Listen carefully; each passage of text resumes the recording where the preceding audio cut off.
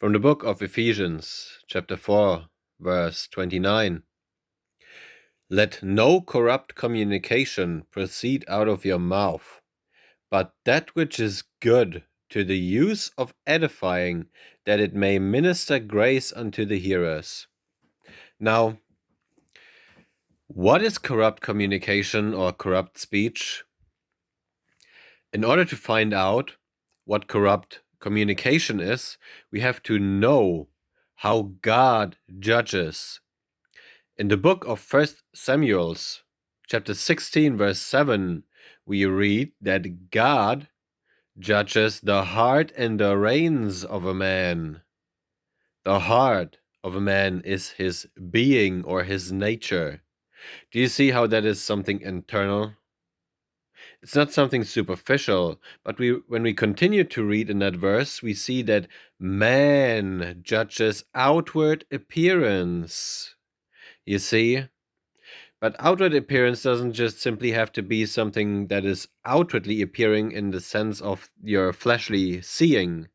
It can also mean something that sounds good, something that sounds smooth. You see, people love to hear smooth things. In the book of Isaiah, people say, speak smooth things to us. In other words, speak lies to us, or things that are easy to receive, you know?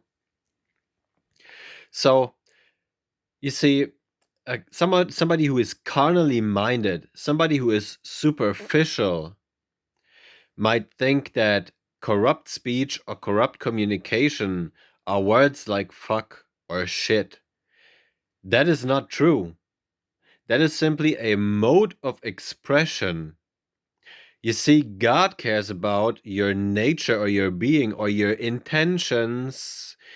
He cares about your intentions that are in your heart when you speak certain words, or any words for that matter, really.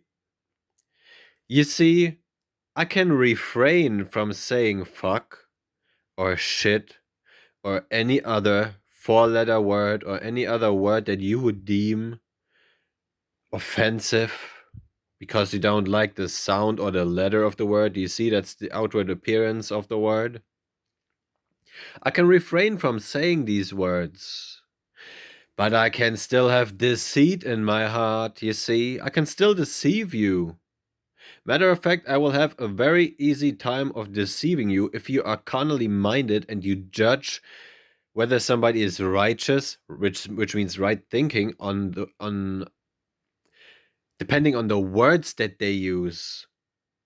You see, seeing that you judge outward appearance, all I have to do if I were to desire to deceive you is I would have to just conform to that superficial image or idea that you have of righteousness.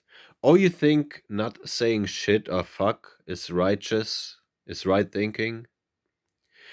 Or you think having a certain amount of money is righteousness. You think wearing certain clothes, nice suit, is righteousness. You think having this or that superficial thing is righteousness. I just have to conform to that superficial image of righteousness that you have, which has nothing to do with righteousness. Righteousness is simply right thinking. And don't tell me that it can be both ways, that it can be both things, that it is the intents of the heart and the words that you speak, shit or fuck or whatever it is, or not saying them. That would mean that you are trying to sit at the table of the Lord and on the table of devils, at the table of devils. Now, what does that mean? It means that you are trying to be spiritually minded and carnally minded. You can't be superficial and spiritual at the same time. That would mean that you are double-minded. You see, and Christ clearly tells you a double-minded man is unstable in all of his ways. You see, especially his judgment. His judgment is screwed up, right?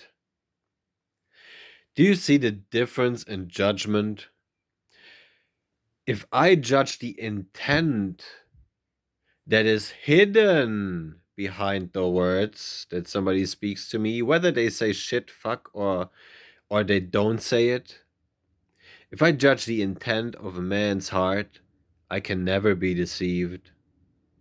Because the intent, the nature, the being is the truth.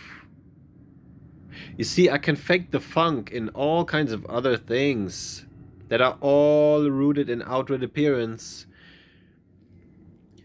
Whether I speak eloquently or not, whether I say shit or fuck or not, whether I dress nicely or not, you see? So, I say to you the same thing that Paul said. I may be rude in speech, but not in knowledge.